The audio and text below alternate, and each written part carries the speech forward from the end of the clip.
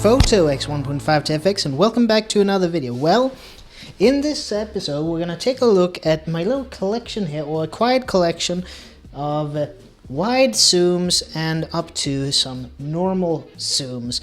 I have two others, but I thought that those two are a little bit higher end of the mid zooms that I actually own for at this point in time, so I thought I would just go over these ones that I've managed to gather.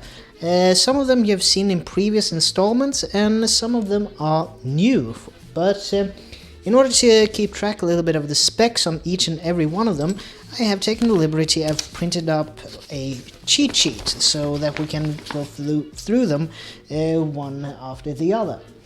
Well, let's start with the one at the furthest, and I've put them in the ascending order of a minimum zoom range. So we begin with the Sigma 10 to 20 mm 35 EX DC HSM.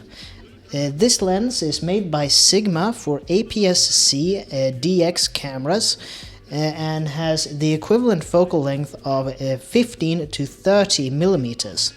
The minimum aperture is 22 f22, and it has 13 glass elements in that lens. Among those 13 elements, you also have two Sigma Extraordinary Low Dispersion, or EDL, and Special Low Dispersion SPL, one of those elements. And also it contains four aspherical lens elements as well. And the autofocus on the Sigma 10 to 20 is a AF hypersonic motor, or HSM. And that's the thing that says in the name. It has a filter thread of 82 millimeters, so quite large filters. And the only thing I've seen negative, I will put a link in the description for a video where I'm almost exclusively used the 10 to 20 millimeter. I think it was a summer trip to Stockholm 2018, but it will be linked to that in the description. And what I found with this lens is that it has a little bit of chromatic aberration, but that can be easily rectified in Photoshop or Lightroom or whatever kind of editing software that you use. Next in line is a little bit of a specialty lens that has both been acclaimed and given many positive and negative reviews, and it's the Nikon AFS Nikkor 17 to 35 constant f2.8 DIFED lens. That's really a mouthful. The equivalent. This lens comes from the film era and has a equivalent focal length on APS-C that is 25 to 50 millimeters. This one has also a minimum aperture of f22, also 13 elements, where two are extra low dispersion, two aspherical, and this one has a silent wave motor. But there is a little bit of a known fault with these lenses. Two, actually, if you ask the angry photographer Ken Wheeler, who would tell you that first of all, these ones have a tendency to squeak. The autofocus starts squeaking when it has been worn for a time. I regret to say that my example here actually does that, and it is a very noticeable whining, squeaking sound when it hunts focus. So you can actually get, produce that sound, which is unfortunate,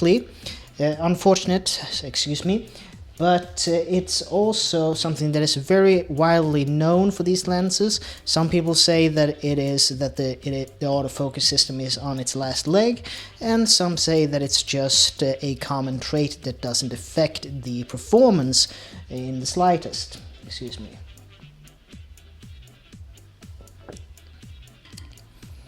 Well, in my experience, it seems to work fine when it comes to focusing. The whine is irritating to say the least, but yeah, it is what it is, and it seems to work. The other thing that Ken Wheeler points out with this lens is that one of the spherical lens elements were in the previous generation, which I also have represented here, was actually ground optic glass, while in this one it is actually made of a polymer, or otherwise known as plastic. But it is a good lens, and we'll see in the future what it can produce. So let's see here now.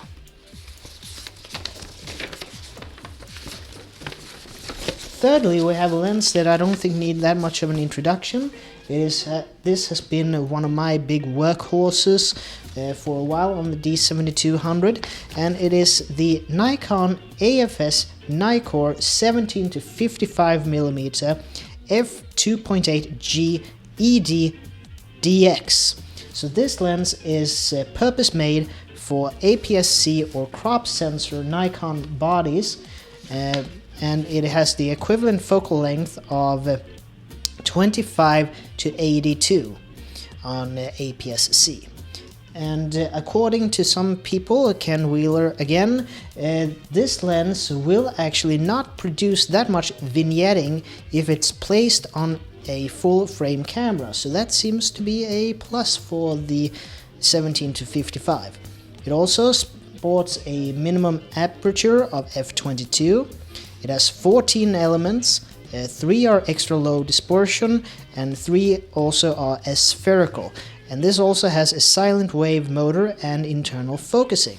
The filter thread is 77mm, and yeah, it can be used on FX cameras, apparently both in crop mode and in normal mode without that much vignetting, apparently. Though I don't own a full frame digital camera, and I have yet not used this on any of my autofocus film 35mm film cameras. Then fourthly, we have actually a classic that was the predecessor to the 17-35, and it's the 20-35 Nikon AF Nikkor 20-35 f2.8D lens. This one is a real gem of a lens. I've heard a lot of good about it. This is a screw drive lens, so if you need to have a camera body with an in-body lens autofocus motor to be able to use autofocus with this one.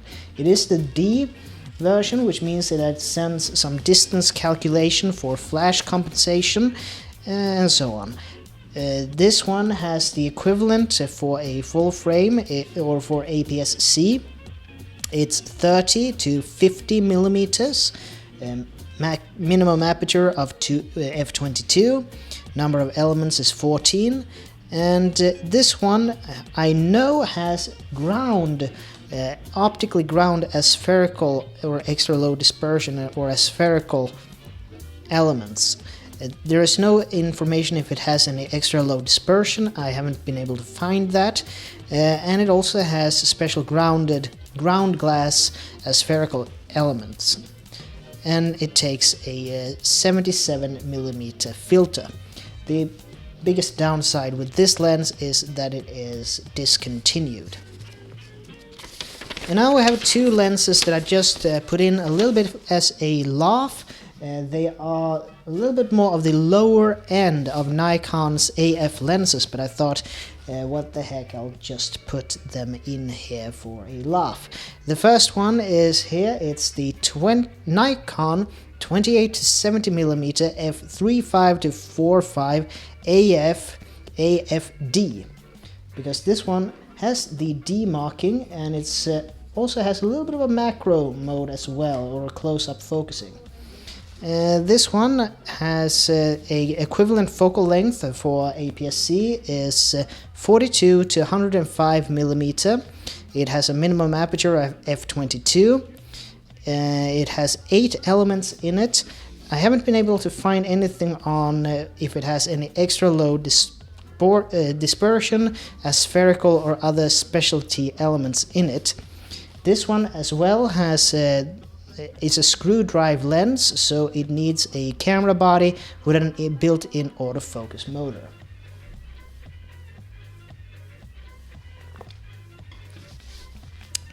It has a 52mm filter thread, and this was apparently a kit lens.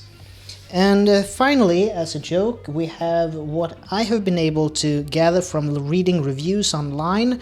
This is apparently Nikon's worst ever lens, or Nikkor's worst ever little zoom lens, that it's not that sharp, but I thought we will give it a go anyway. It's the Nikon AF Nikkor 35-70 3.3 to 4.5. It is the equivalent on an APS-C camera is 50 to 105 millimeter, minimum aperture of f/22. It has 8 elements in it, and no information about extra low dispersion, aspherical, or any other specialty elements in it. It requires in-camera autofocusing, screw drive, a 52mm filter thread, and not sharp, and a lot of reviewers online calls this just a POS kit lens. But I thought that that would be this little video, a little bit of an introduction to these lenses, and as it's fairly nice weather and so on, I thought we will take a little bit of a series here now with outdoor photography with these different lenses. And we will probably start with the 10-20, and we'll do a little bit of a series here in part going through each and every one of these lenses, doing a little bit of photography outside. For what I thought was that instead of me just doing tabletop like I've done in some previous lens checkout videos or whatever you want to call them, I thought we would do a little bit of outdoor photography, because these are wide angles, and from my knowledge, wide angle lenses are a favorite of street photographers. So I thought that why not put them to the test in the element that they seem to be the most used in by the happy amateur or even the seasoned professional. So yeah, we'll see what we can do with them, and as always, this is Tobias Bergström from T.B.Photo X1.5 to FX, and I'd like to see you guys in the next video. And as always, please like, share, comment, and subscribe, and I'll see you in the next one. So take care from now on. Bye.